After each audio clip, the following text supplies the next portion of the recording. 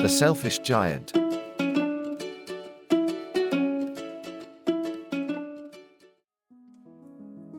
In a distant valley, there stood a magnificent castle. The castle's owner was a large giant named Bruto. He was powerful, with shoulders as broad as mountains, hands thicker than tree trunks, and legs like massive pillars. In front of the castle lay a vast garden filled with beautiful flowers, lush green lawns, and a shimmering pond. The children from the valley often played in the garden in front of Bruto's castle. On their way home from school, they would stop by to play in the garden, rolling on the grass, chasing each other among the flowers, and splashing around near the pond. They said this garden had beautiful flowers, green grass, and sweetest smelling fruit trees.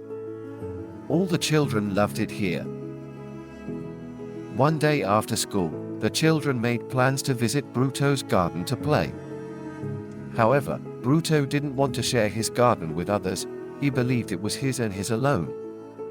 When Bruto found out that the children were in his garden, he became furious. He yelled loudly and chased them away. Using his powerful hands, he moved large stones and used them to build a wall around the entire garden, preventing anyone from entering again. From that day on, the children could no longer enter the garden. They could no longer see the beautiful flowers or the sparkling pond. They had to play on a nearby hillside instead. They were very disappointed because they loved the garden. The garden, once filled with laughter, had become very quiet. As the children could no longer enter the garden, it gradually became desolate. The flowers were no longer as vibrant as before, the grass started to turn yellow, and the water in the pond grew murky. The birds and butterflies in the garden seemed to have left, transforming the once lively garden into a bleak and dreary place. Bruto couldn't understand why the garden had changed so much. He tried watering the plants and trimming the grass, but nothing made a difference. The garden remained dull and lifeless, and he began to feel lonely. Summer came, and the sun grew even hotter, but Bruto's garden was still desolate. Everything in the garden seemed silent and still without the children's laughter. He would check on the flowers each morning, hoping to see a hint of life, but he was always disappointed. One day, Bruto heard a commotion outside the garden. He approached the stone wall and saw children playing outside the gate. They had a lot of fun. Although the children weren't playing in his garden, Bruto felt a long-lost warmth inside his heart. One summer afternoon, Bruto noticed a little boy lying on the grass outside the garden, seemingly unwell due to heat exhaustion. Bruto felt a surge of compassion and quickly moved aside the stone wall, picked up the boy, and took him to a shaded spot in the garden. When the other children saw Bruto move the stone, they immediately ran in, gathering around the little boy with concern. Bruto, seeing the children's concern, felt a wave of tenderness in his heart.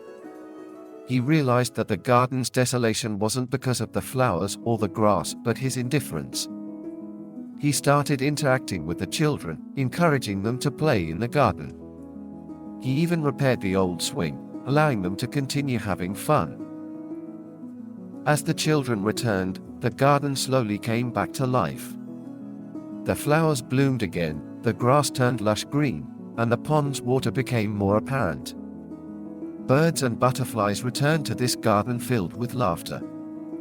Bruto finally understood that the garden's vitality came from sharing and caring, not selfishness and isolation.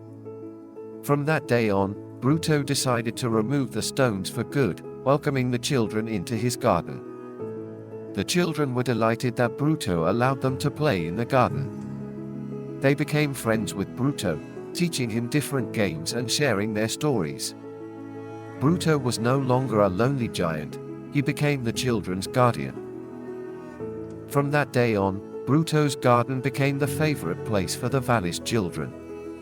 They often came to play there and spent joyful times with Bruto.